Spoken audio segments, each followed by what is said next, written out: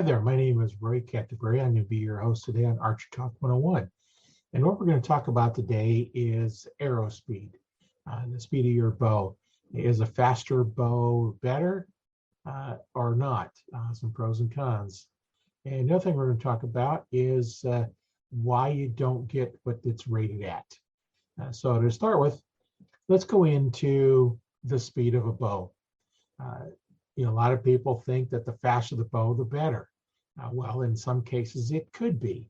If you shoot longer ranges, that faster arrow is going to have a little bit less drop. Where your problem runs into is that faster arrow, that bow is faster. When you make a mistake and don't have good form on the slower bow, that arrow has more time to correct itself. Now, as you get faster and faster, the arrow has less and less time to correct itself. And any mistakes you make are exaggerated a little bit. Them faster bows, they're more sensitive to having correct form and not having correct form. So you want to think about that when you're getting your bows that are faster. Then you also look at mechanical and fixed broadheads. The faster the bow, the harder it is to tune that blade in. You have a fixed blade. The slower bows isn't affected as much. As you get faster and faster, that broadhead up front, because you have wings in the front and wings in the back, it gets very important in order to get good arrow flight, that you have good alignment between your blades as well as your fletching. So that's something you have to think about as well. And then mechanicals, when you have a slower bow, they're not likely going to open up. As you get faster and faster, you have more of a chance of that broadhead opening up. So that's something you have to look at too, is if you get some of the real fast bows, you might have to think about possibly going to mechanical blades that are designed for crossbows, because they're designed to handle that quick snap that comes in from the crossbow. So you might have to look at that. As bows get faster and faster, you want to start looking at that. It's something to consider what you're going to do on that. Now, let's get on to the section where we're talking about why can't I get the speed the bow is rated at? Well, first off, let's talk about how that's rated. All the bow manufacturers do it the same way, so it's a fair comparison. So if you get a bow that's rated at 320 feet per second, a different manufacturer rates the same speed, you can expect to get similar results out of your setup. Now, the way those are tested, they're tested at 70 pounds, 30-inch draw length, and 1 knock point, and a 350 grain arrow. That's how the specs are rated. So now, are you shooting 70 pounds? You might be, so that meets that requirement. Are you shooting 30 inches? Majority of the hunters are not shooting 30 inches. So you're not going to get the speed because you have a little shorter draw length. Then 1 knock point. Have you put a loop on it? Have you got a peep on it? Have you put a kisser button on it? Have you put any string silencers on it? That's all going to slow the speed of the bow down. Then if you've changed your strings, some strings will increase your speed and some will actually decrease it. So now are you using the original string that it was tested with? Now then, let's talk about the arrows. That is where you're going to have probably your most effect on your speed, because how many of you are shooting 350 grain arrows? Your real light ones, I know my target arrows are about 370 to 390 grains, right in that range.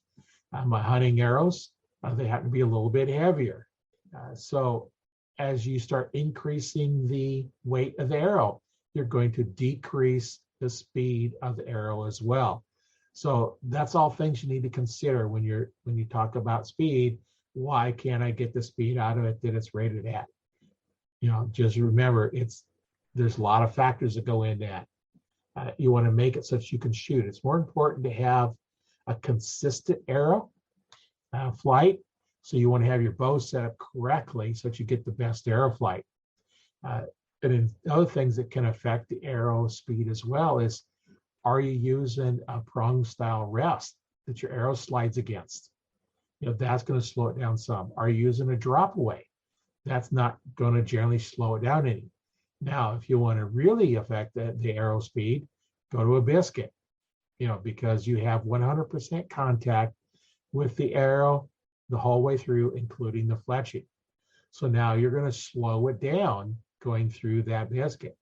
Now, the advantage of the biscuit is you don't have to worry about your arrow falling off your rest when you're hunting. So you have to decide, do I want consistency? Do I want security of knowing my arrows are going to be on my rest? All that plays into what you're really going to get. And then do I want to shoot a fast bow for target and slower bow for hunting, or faster bow for hunting and slower bow for target? That's all stuff you have to think about too. And then as well as the shootability, some of them fast bows, as they get really fast, they're not as easy to shoot, because in order to get that speed, they're going to have to do some work with your limbs, your cams, all that. They're going to load a little differently. So do you really want a fast bow? That's up to you. It's not something that anybody can say. I can say, yeah, go get a real fast bow, or get a slow bow. On mine, my hunting bow, which happens to be a little bit older than my one I use for target, is actually rated at 320, where the one I use for target is rated at 305. And my hunting bow is a 2001 PSE Carrera. They were rated at 320 feet back, 20 some years ago. The Scorpion, which is a 2004 model, that's only rated at 305. So am I going to get that speed out of it? No. You might have to take a look. One of these days I'll do a little comparison and see how much the weight of an arrow will affect the speed. Put a chronometer, speed meter on it. Drawing a blank with the chronograph on there. And then I'll show some different ones, because I have some lighter arrows and a little bit heavier arrows, and we'll see, how they affect it. So that's all stuff that you need to consider. So that's up to you. And I got a couple other resources for you if you're interested in learning more about this. You can go out to Facebook and join the Archer Talk 101 Facebook group. I'll leave a link in the description below of how you can join there. Just fill out the questionnaire, the questions, and you'll get in the group. The other option we have is to go out to archertalk101.com. There's all kinds of information out there. There's reviews. Was I review an item, I'll put a link into it so you can go purchase it off Amazon or wherever I happen to have the link where the item is.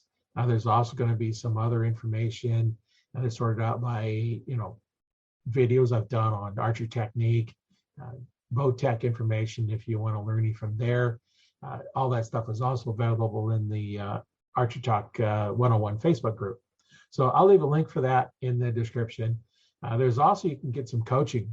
I do offer a couple different coaching programs, one being a private coaching where you get an hour with me one-on-one, and the other ones are group coaching, be 4 to 6 people. I try to limit to right at 4 people in there so we can get some good time, and that's a weekly coaching call that lasts for an hour, and you'll have groups of 4, and I'll put a Facebook group together so you can upload your videos. We can critique videos, critique your form, and all that in the coaching program.